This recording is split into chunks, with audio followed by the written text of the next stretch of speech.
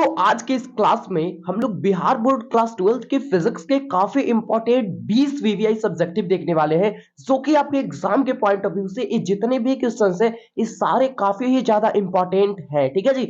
और ये जितने भी क्वेश्चन है ये सारे पीवाईक्यू क्वेश्चंस है और आप सभी को पता है कि जो बिहार बोर्ड है ना वो पीवाईक्यू क्वेश्चंस को ही बार बार रिपीट करता है, यानी कि पिछले वर्ष में पूछे गए जो भी क्वेश्चंस है उन्हीं को बार बार बिहार बोर्ड रिपीट करता रहता है। ठीक है, नहीं विश्वास तो आप क्वेश्चन बैंक उठा के देख लो। ठीक है, पिछले ईयर का कुछ इस ईयर में पूछा होगा, ठीक है, और कई पिछले वर्षों का रिसेंट के वर्षों में पूछा होगा, तो ये चीज आप देख लेना क्वेश्चन बैंक उठा के। बाकी मैं बता रहा हूं ना कि अगर आप पीवाई के क्वेश्चंस देखते हो, अगर आप सभी की सिलेबस अभी तक क्लियर नहीं हुई या फिर आप सभी ने अभी तक कुछ भी नहीं पढ़ा, आप सभी ने मौज मस्ती में पूरे साल निकाल दिए ना, तो अब आप सभी के सामने मात्र 1 से 1.5 मंथ का समय रह गया है। तो आप इस समय में किस तरीके से आप अपनी तैयारी को कर सकते हो मैं आपको बताता हूं। सिंपल, आपको डेली हर एक सब्जेक्ट के डेली 5-5 पेयर के क्वेश्चन याद करने। अगर आपके पास 1 महीना भी टाइम है तो 30 में 5 से आप इंटू करोगे तो आपके सामने या फिर आप 150 से भी ज्यादा सब्जेक्टिव क्वेश्चन याद कर लोगे। ठीक है जी।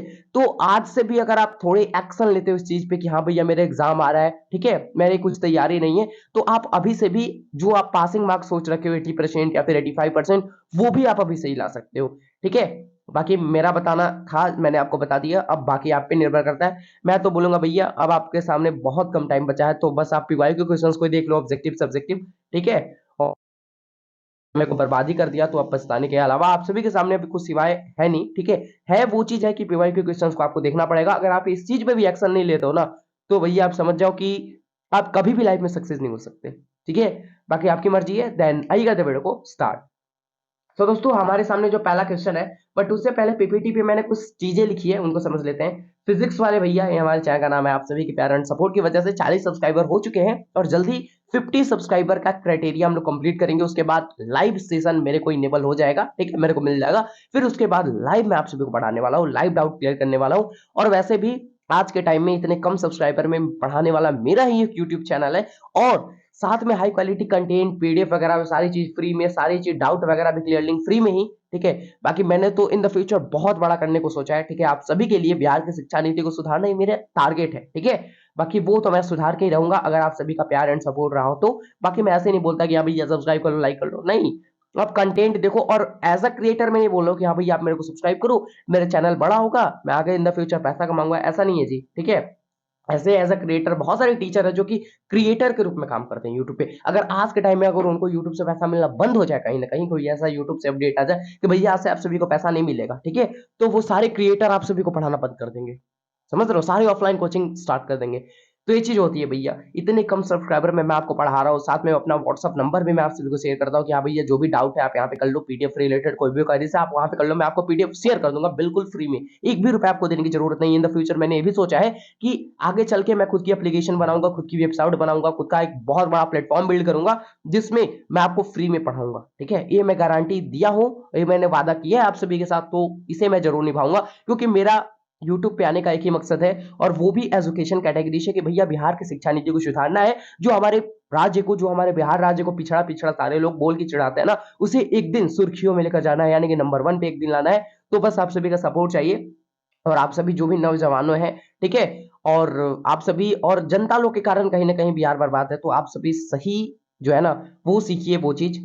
ठीक है, और आप सही तरीके से काम करो लाइफ में, जहां भी हो, जो भी सिचुएशन में हो, बस हार मत मानना लाइफ में। बिहार की शिक्षा नीति को सुधारना हमारा कर्म है, कर्म है, और बिहार हमारे राज्य हमारे देश को बढ़ाना ये आप सभी का कर्म है। तो आइए करते हैं वीडियो को स्टार्ट। तो आज के इस क्लास में हम लोग फिजिक्स के वीवीआई सब्जेक्टिव क्वेश्चन देखने वाले हैं, जो कि आपके एग्जाम के पॉइंट ऑफ व्यू से, एग्जाम के ओरिएंट से काफी ही ज्यादा इंपॉर्टेंट होने वाले हैं। ठीक है जी, तो सेशन को स्टार्ट से लेकर एंड तक देखना। तो पहला जो क्वेश्चन है आप सभी के सामने वो है कि अर्धचालक से आप क्या समझते हैं। सही क्वेश्चन है, ये आपका 14 नंबर चैप्टर, ठीक है, 14 नंबर चैप्टर से लिया गया है अर्धचालक। ठीक है, अर्धचालक एवं युक्तियां, कुछ ऐसा करके चैप्टर का नाम है आप सभी का। तो अर्धचालक से आप क्या समझते हैं, तो वे पदार्थ जिनकी चालकता चालकों से कम, याद रखो चालकों से कम तथा अचालकों से अधिक होती है उसे अर्धचालक कहते हैं, यानी कि बीच में, समझ रहे हो, चालकों से कम और अचालकों से ज्यादा। सॉरी, थोड़ी तबीयत मेरी सही नहीं है, लेकिन फिर भी मैं पूरी कोशिश करूंगा कि मैं अच्छी तरीके से कॉन्सेंट्रेशन के साथ मैं आपसे अच्छी तरीके से समझा पाऊं।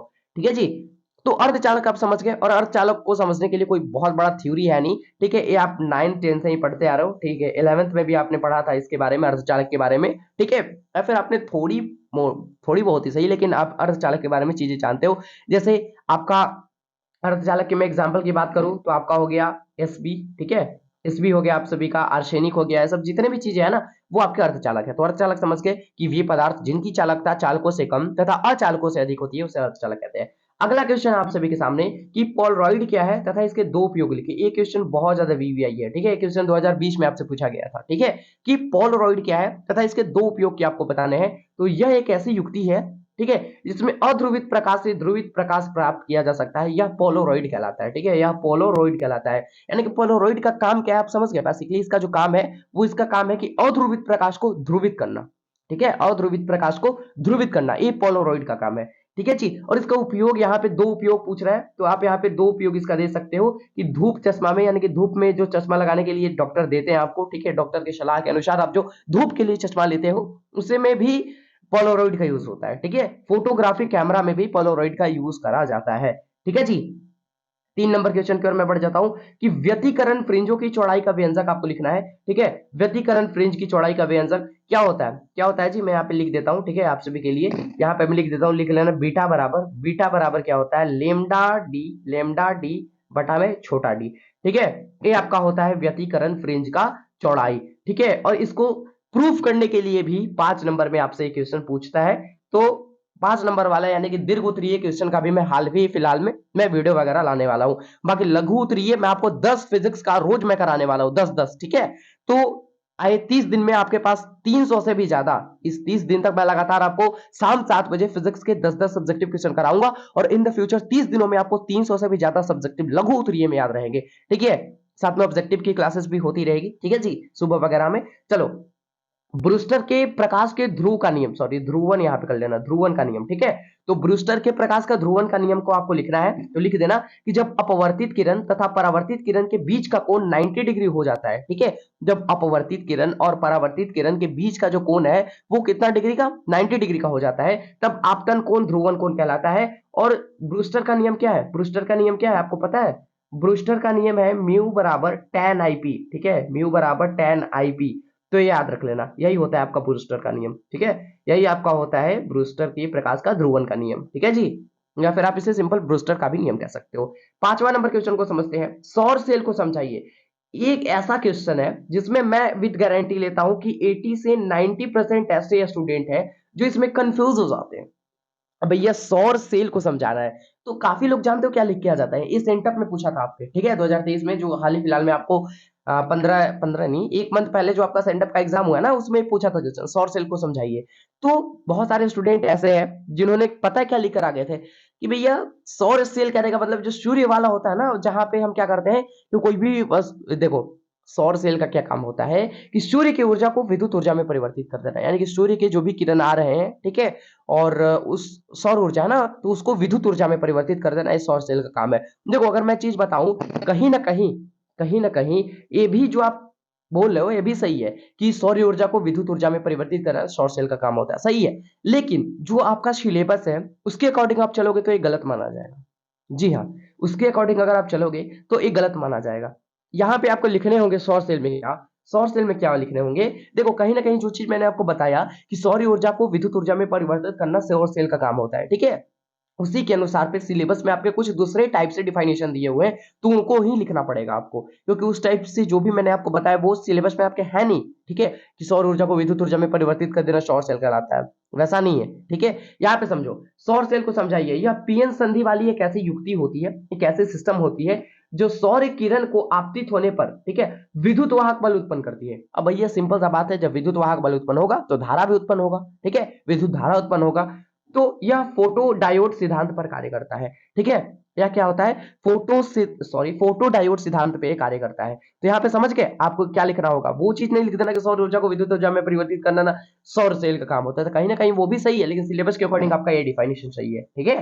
तो मैंने देखे काफी अप्रोक्स बहुत सारे बच्चे गलत कर गए थे, तो आपको ऐसा नहीं करना है। देखो फिर से मैं पढ़ देता हूँ। या पीएन संधि वाली एक ऐसी सिस्टम होती है, एक ऐसी युक्ति होती है, एक ऐसा निकाय होता है, जो आप बोलना चाहो बोल सकते हो, जो सौर्य के किरण को आपतित होने पर विद्युत वाहक बल उत्पन्न करती है। ये फोटो डायोड सिद्धांत पर कार्य करती है।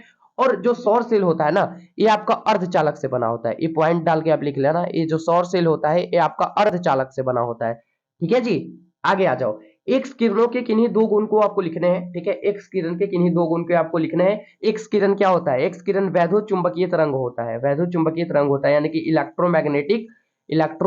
मैग्नेटिक वेव होता है। ठीक है, इलेक्ट्रोमैग्नेटिक वेव होता है। तो एक्स किरण के दो गुण आपको लिखने हैं, तो लिख देना कि ये चुंबकीय क्षेत्र तथा विद्युत क्षेत्र द्वारा विचलित नहीं होते हैं, यानी कि चुंबकीय क्षेत्र और विद्युत क्षेत्र इन पे कोई प्रभाव डाल नहीं सकता है।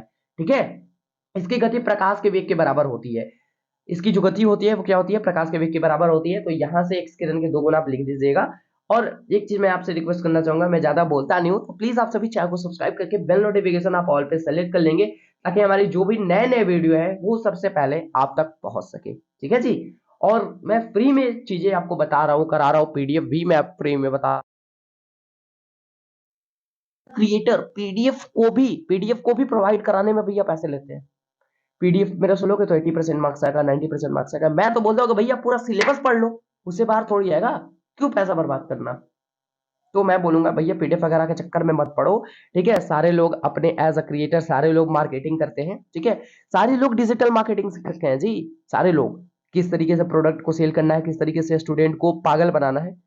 एक मैं अपनी बड़ाई नहीं कर रहा, लेकिन मैं रियलिटी बता रहा हूँ। तो कभी भी हाँ कोर्स खरीद सकते हो आप, जैसे कि बहुत सारे, क्या ही मैं बताऊं, 10th और 12th में बहुत सारे प्लेटफॉर्म है जो कि सही तरीके से काम करते हैं, जो कि आपको सही सुविधाएं प्रोवाइड कराते हैं। ठीक है, तो आप कोर्स खरीद सकते हो। और मैं चीजें बताऊंगा कि अगर आप सही में अच्छी तरीके से तैयारी करना चाहते हो, आपके पास एक भी रुपए को खर्चा करने का मतलब एक भी रुपए आप खर्चा नहीं करना चाहते, बर्बाद नहीं करना चाहते, या फिर आपके पास पैसा है ही नहीं जिसे आप इन्वेस्ट करो, तो मैं आपको बताना चाहूंगा जी कि आप हमारे चैनल से जुड़े रहो। ठीक है, मैं आपको एग्जाम तक क्या, 12th के बाद किस तरीके से आप अपने कैरियर को सेट कर सकते हो, वो सारी चीज मैं आप सभी के साथ शेयर करने वाला हूं।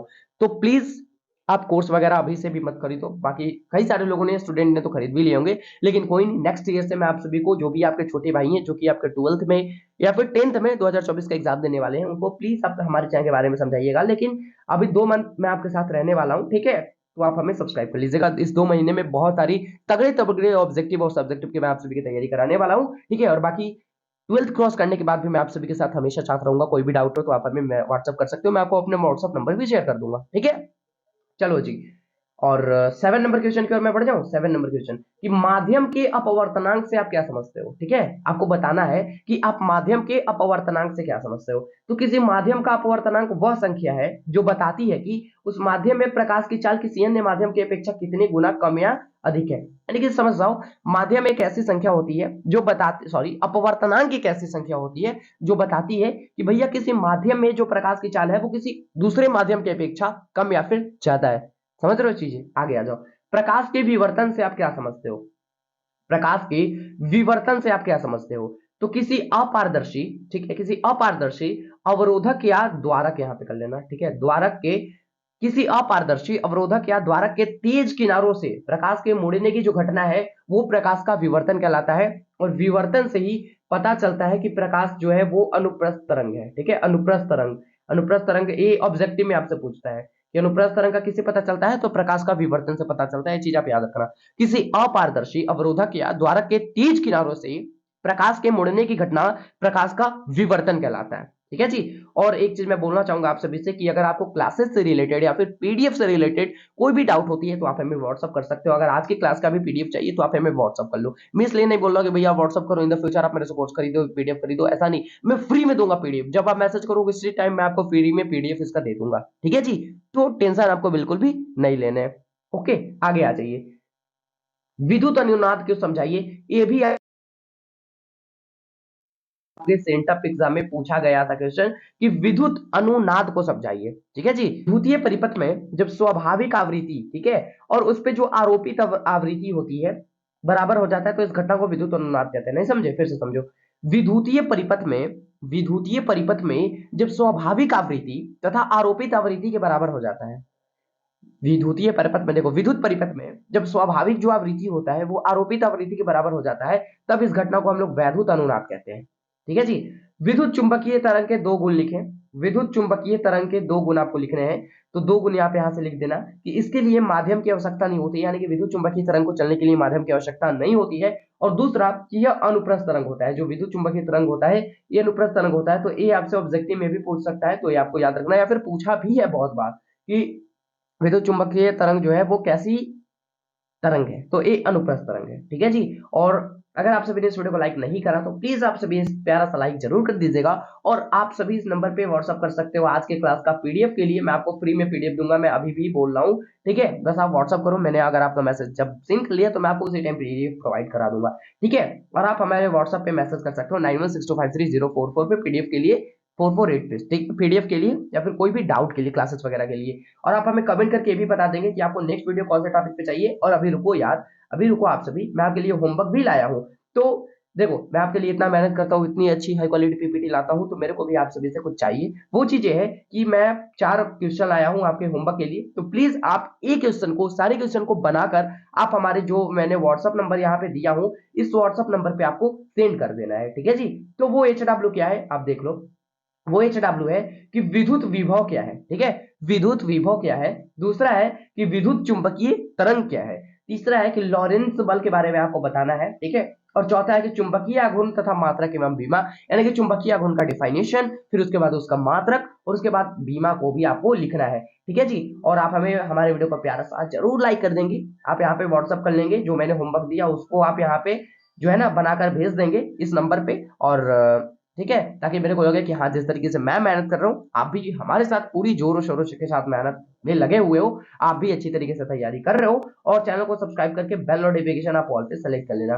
तो थैंक यू सो मच दोस्तों, and wish you all the very best. Thank you so much, and ऐसा ही मन लगा के पढ़ाई करते रहो। And thank you so much.